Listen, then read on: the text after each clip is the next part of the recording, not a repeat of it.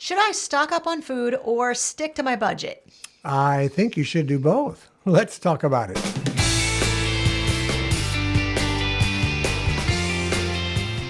Sometimes stocking an emergency food pantry seems like an impossible task, and that's especially true if you're living on a very tight budget. But there's a lot of different ways that you can both stock up and live very frugally on a small amount of money for your food budget. You know, nothing is more frustrating, seriously. And tell us if you agree with us in the comments section. It's very frustrating, I think, to feel like you're constantly striving to strike that balance between buying food that you're going to eat now versus buying food that you're setting away and setting aside until later should you need that food. But really, we feel like there are a lot of ways that you can actually meet both objectives at the same time without blowing your budget to bits. Hey, if you're unfamiliar with us, I'm Hope. And I'm Larry. And we are Under the Median, where every week on this channel, we talk about practical frugality. Now, this month, we started a new series on Thursdays. It is the February Grocery Challenge. And that sparked a lot of really interesting discussion in the comments section. And it was really that discussion that sort of sparked our desire to do this program, because we felt like there were a lot of really valid concerns that were brought up in that comment section. Not only did we want to sort of work through it as a couple and discuss it with one another, we wanted to sort of bring it before you and discuss it with you and just sort of get your input. So really, this is a two-way conversation, guys. We'd love to hear your thoughts in the comment section as we go along. Before we move on to the comments that actually led to this program, we kind of want to make a couple of notations about the February Grocery Challenge. First of all, guys, this is not a sort of the person who spends the least money wins all the cookies in the cookie jar. Although the whole idea of winning cookies in a cookie jar is actually very intriguing to both of us. It's not like that. It's not whoever can go the lowest wins the prize.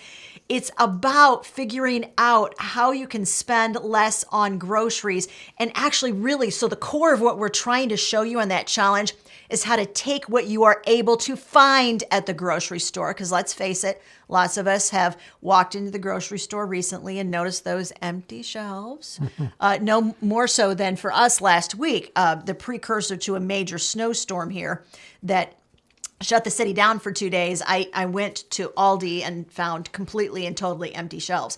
And that's part of the reason it made me think, all right, now, so we have to, while we are talking about spending less on groceries and stretching the groceries you're able to find on the shelves, we absolutely have to address this whole idea of stocking up and keeping an emergency food pantry. Because otherwise, it's kind of like the elephant in the room that nobody's talking about.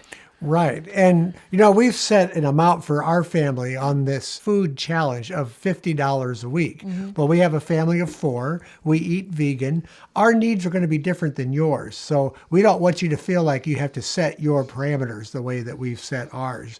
Just find a way to set it up that works for you, that helps you save money. That's the whole idea. Our goal on this channel is always to give you lots and lots and lots of ideas. It's like throwing spaghetti at the wall, guys. So, you figure out what sticks to your wall and what doesn't stick to your wall. And if you decide to use some of our ideas and strategies and say, you know what, the others aren't going to work for us, believe me, we are totally and completely fine with that. Oh, yeah. Because we see our role in this as not helping you choose what is best for you, but to just give you all the strategies that we can come up with so you can figure out what best fits your situation. So in regards to the February Grocery Challenge, the whole idea is for us to give you lots of ideas as to how we stretch our grocery budget to feed a family of 4 on not very much money. But here's what we want to point out to you. Our entire grocery budget, normally $300 a month. We're showing you how to do it on $200 a month. And what we're going to talk about today is what you do with the money that's left over after you've stretched your grocery budget. Because we think that is a key to being able to stock your emergency food pantry, even if you're doing it on a low income. And it seems like a real fine balancing act between stocking up and then spending as little as possible when you have rising food prices.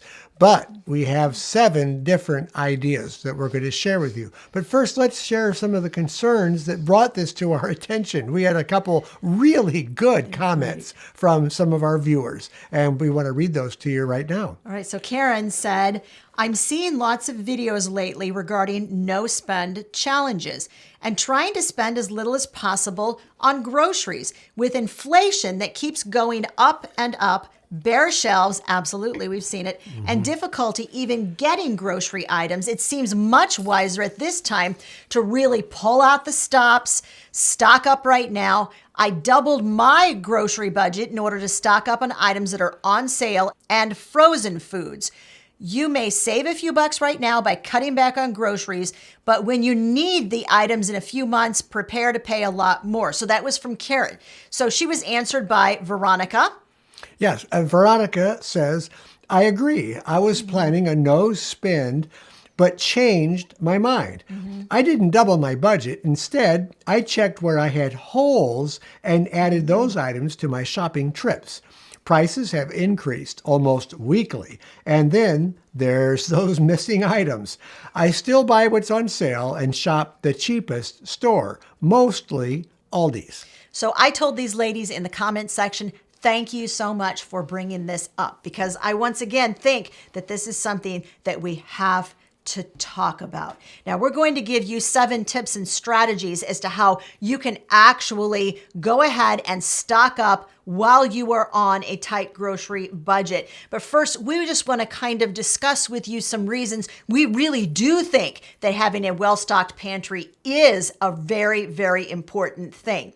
Now, we spent an average of $225 a month in 2021 to feed our family. That included several trips that we took to an Amish store that's about an hour from our home, and we did stock up. We stocked up on 25 and 50-pound bags of things. So we actually do have a pantry that is fairly well stocked. So in regards to actually doing a no spend grocery challenge, for us to take a month out and really pull back on that grocery budget as much as we could and show you in the meantime how to do it, we felt that that was really important to be able to illustrate to you how you can feed a family on very little money. But in regards to what the lady said, we absolutely agree with them. So let's talk about why keeping an emergency food pantry is super important. Well, for one, both a well-stocked pantry and not going broke while doing it are very important. And there's some strategies that you can put in place that will help you to have money available in your budget for stocking up.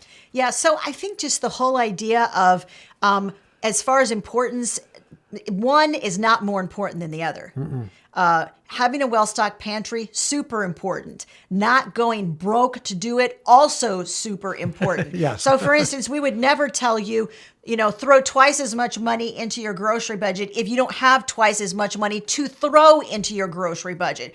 Don't go into debt. Don't slide a credit card in order to stock your emergency food pantry, because in most cases, we don't really believe that that is absolutely necessary at all. No, it isn't. And we're going to talk a little bit later on in this video how we did this without going broke doing it and staying on budget. So the next thing is, and this is a good point too, inflation will eventually catch up to you. So even if you have a well-stocked pantry, eventually you're going to have to restock it, and you'll have to buy items from the current inflationary values. So no matter how you do it, you're eventually going to have to, pay the price for what food is going for. Right. But stocking up does give you a short-term hedge against inflation because you have purchased those items at the reduced price. Now, we bought quite a few items back in, what was it, August that we went to the Amish country? So the August food prices are going to be different than right now. We're in February. The prices, I'm sure, have gone up. We haven't checked with our friends down in Cuba, but I'm sure the prices that we paid in August have gone up. But we're eating out of our pantry from the prices that we paid in August. So by stocking up then, we're actually saving some money short term because we're eating on that amount of money. Now, here's the other reason we feel like that hedge of protection is really, really important, because it gives you a buffer. If something happens and everything breaks loose and stuff hits the fan, then those who have stocked up are the ones who have that time period that gives you an opportunity for reconvening, for finding new and different ways that you can get food in the future. So it gives you that space whereby you can plan and figure out what your next step is. But if you don't have that emergency buffer, your next step is the next day. Right. And then the other thing that you can do on this, while you're eating out of your pantry, you're eating out of your stock of food, you can be looking for other sources of supply. And that is another way that you can make good use of that time. You might find a source that's even cheaper than what you purchased your stocked up items on. The other thing, too, I want to compare this a little bit to an escalator versus a stairway. And this may not be the best illustration, but this is something that came to my mind. So if you're not stocking up at all and you're just eating from the grocery store items that you're buying currently, so you buy, maybe you stock up a week at a time, I consider that like an escalator. It's a constant increase in the price of your items. Once you've stocked up, that price stays even. It's not rising because that's something you have stored in your pantry. So that's going to be even. Then when you go stock up again, it's going to come up, and now you're going to even out for a while. So it's a little bit like a staircase as compared to an escalator. I think the comment that Veronica made, super important. And I think she's got it, guys. She said it's not, she put a little bit more money into her grocery budget, but what she's doing that is really making a difference is that she is looking for the gaps. She's filling the gaps. And when I read that comment, I thought that is exactly what happened to me this week. I went back to the pantry to look for something, and I instantly realized, because our pantry is organized like a store. So all of the canned goods that are like vegetables are in one area, the tomato products are in one area, the canned fruits are in one area. I was instantly able to look at the canned tomatoes and say, uh-oh. We got a gap. We have a gap. Right. There's a gap. There's a gap. We're not able to find canned tomatoes like we used to. We used to buy, like 30 cans at a time. Yeah, we bought a couple of cases. From big lots, we'd get the no-salt tomatoes at a reduced price, usually at 20% off. Well, now we can't find those. So that is creating a gap. Actually, we've managed to find some fresh tomatoes this week. So you have to kind of find different things. When an avenue dries up, you got to look for another one. Yeah, we always refer to that as stream dries up. Yep. So we will have a place where we're getting something really, really cheap, and all of a sudden it's not available anymore. And we've learned over the years, either Larry or I will look at one another and say, well, stream dried up. Yeah. So, and for us, that means that we're going to have to go find a new stream. Yeah. And you know, that you have to be okay with that. You have to sort of expect that. And I think that is part of what's happening here, especially in the United States. You guys tell us what you think. We have become so accustomed to being able to walk in the store and find exactly what we want. It's almost like it's kind of lulled us to sleep. Mm-hmm. And then all of a sudden, when that is no longer happening, it's alarming to us. And it should be. But I think that what you have to do is you have to be very proactive rather than reactive. You have to say, all right, what's the next step? Because panicking doesn't help you. Planning does help you. So figure out where your next stream is and then go get what you can get from that stream, and eventually, that stream may dry up, but there's always going to be a new stream, guys. Oh yeah, absolutely. You just have to be patient and you have to look for it. But that emergency food supply, that's what's going to keep you going. So in regards, once again, to what Veronica said before we move on to the next point, you need to know what you have on hand. I actually have a pantry stock up workbook. It's free. I'm going to make sure there's a link to that in the description of this video. So if you feel like you need some help even figuring out what you should have in your pantry, that's going to help you. Yeah. Now, let's go back to some points on stocking up. Okay, cool. Stocking up is like putting a price freeze on your items. You know, I remember back in the 70s, I think it was about 1973, President Nixon put a price freeze on and a wage freeze as well. And he thought that that was going to be a good hedge against inflation. It really didn't in that Didn't case. work out so It just held it back for a few months, and then it went wild in the late 70s during the Jimmy Carter era. But when you buy items in bulk, you are actually putting a temporary price freeze on anything that you've stocked up on. And that length of time that you have while you're eating out of your pantry gives you some time to watch for sales and look for items that are good deals that you can buy in the meantime and pick those items up at a lower cost. Hey, we want to remind you guys, this is a two-way conversation. We're giving you our thoughts on why having an emergency food pantry is super important. Then we're going to swing right into giving you 7 tips and strategies for actually stocking your pantry without going broke. But we'd love to hear from you in the comment section. You know, we have such a good audience, and they come up with the greatest Y'all are great. ideas. And a lot of your ideas we end up using in a later show, like we're doing now. One more advantage to stocking up is that it allows you to find ways to navigate around inflation, saving on food. Another idea might be like growing your own food. Yeah. So while you're eating out of your pantry, out of your stock, you can be growing some food in your garden. Of course, now's not a good time of the year for that. Well, not for us. Yeah. Those of you who are watching from overseas, maybe it's nicer there. It's like below zero here. Nothing growing outside. Now, our Australia friends, this is summer for them. I know. You guys are growing right now. Yeah. Okay, so let's dive into our tips. What are our 7 tips? Let's go with the first one. We got Hope. 7 tips for you guys. Yeah, All 7 right. of them. First of all, I've mentioned this before. This is like the golden key. At least it has been for us. Let me know what you guys think. For years, we have divided our grocery budget into fifths. 1/5, 20% of that grocery budget every month is dedicated to stocking up money. That is what has allowed us to continue to feed our family on the same budget without the budget going up. But we've always known that 20%, that's like found gold. It gives us the ability to use that money towards stocking up when we find a really great deal without it impacting the other 80%, which we use to buy our groceries from week to week. Right. And, you know, we use that plan also to plan out a major trip, like when we go to Amish country and we buy a lot of grains and beans. We'll save that money back out of what our monthly budget is and add that to an amount. It's kind of like having a sinking fund in a way. A little bit. A lot like sinking funds. It's a kind of a sinking fund, maybe a soft fund. And once we get a certain amount in that, then Hope can make the phone call and find out what the prices are and what can we buy with the amount of money that we've saved. We did this last year, guys. I was for January, February, March. It was a little bit into April. He was getting real antsy. And we knew we wanted, I think it was about $150, $200 we wanted to have set aside to go to Amish country to stock up. And he was like, how close are we? I said, give me another 3 weeks.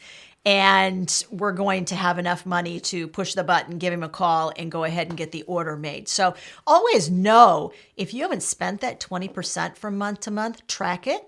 It's a great way to know that you have that money and how much you have set aside for stocking up when a great deal comes around. When you have a no-spend month, take the amount of money that you're not spending on your grocery budget, put that into a fund for buying bulk food, and you'll have money there available when you need it. Now, I know a lot of you have told us in the comment section for the February grocery challenge that you just came from a no spend January. You're continuing that into February. Man, if that's your goal, track what you are saving and make sure you set that money aside, because that money would be great as a fund to go ahead and stock your pantry at the end of the month. So you have that money all available, and you know how much is impacting your food budget? 0, because the money was already set aside. Right. That's a great way to do it. Another tip is always be looking for new streams. We mentioned that we just talked about the streams, few minutes ago. But you want to kind of pull a new rabbit out of your hat. The reason we're able to feed our family of 4 on an average of $225 a month in 2021 was that in the midst of high record inflation, we were able to use 6 different methods for doing that. Yeah, we had a lot of different streams. We had specific places that we knew we could go and get the best price on specific things. Now, another great idea is to keep a list, because sometimes we forget about places we go, don't we? And ways that we save money. Just have a running list where you know, oh, wait a minute, I haven't done that for a while. Let me give that a try. Let me call that store, see what they've got in stock. Make sure that you know where you're going to get the best bargains. So I'm going to go over the 6 strategies that we used in order to do this. The one is that Hope would be shopping for markdowns. In fact, she'll go into our Kroger store and she has about 4 different areas of the store already laid out where she goes and looks for clearance items. And these are items that are specially marked. There's items in the produce section. There's items on a shelf. There's items up front. And we go in and just scour those. And usually that's all we buy while we're in there. The next thing is buying on sale fresh produce in bulk and then freezing or dehydrating it. That's a great way to kind of lay it up and store it. Or can it. So when you find something at a great deal, make sure that you know how you can preserve it for later use. I want to go back just very, very briefly before you go on to the third way that we saved money. I want to go back very briefly to the markdown idea. When you're doing markdowns, talk to the store and find out what time of the day they do the markdowns and get there like near that time so you can have the best selection of markdowns. And the second thing is to make sure that you know where all the markdowns are located in the store, because sometimes there's some markdown areas that aren't very intuitive to find. So just ask an employee, show me where the markdown areas are. And they're happy generally to take you around the store and show you where the markdown areas are so you know right where to head when you walk in the door. Well, they want to sell this merchandise before it goes bad. They don't make any money off of it if they have to throw it out. So they're more than happy to let you in on the strategy. I know one store, it was on Tuesday. We go in and that would be the day to get the best valued markdowns. Our store with Mediterranean Mart, they get a shipment in on Thursdays. We go in on Friday, and the old food from the week before is what we'll get on a pretty good price. Yeah.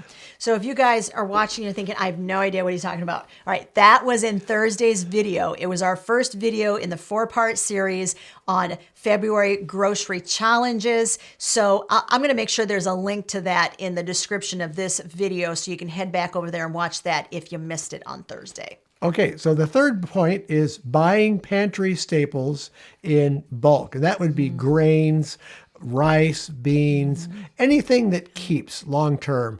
We do cereals like wheat, rolled oats, and cream of wheat. Those are items that keep. It's nice to have those in stock, especially when you have a blizzard coming. You've got something you can eat back there, and we could live a long time on those foods if we had to. Number 4 is bartering. That means take something that you have and trade it with somebody else for what they have, or maybe a talent that you have. Hope barters with this CSA that we do. She handles some of the online stuff for them, does some work for them. So there's lots of different ways you can save on that. So, and that is one of the questions that we've gotten frequently is $225 is awfully low. How do you do that? Part of the reason that we're able to do that, no, we don't have a huge garden in the backyard. That would be like a goal and dream of ours to actually be able to do that. Yeah. But I have bartered for a number of years with a local organic farmer, and in return for my work, he pays me in produce. So that is one of the ways that we have saved on our food costs. So see if there's a way you can barter to get what you want. Yeah, she works for food. The next item that you might look for is free food. Well, where are you going to get free food? You know, where I work, sometimes there's produce brought in. Sometimes there's extra food that I can take home, maybe a loaf of bread or some buns.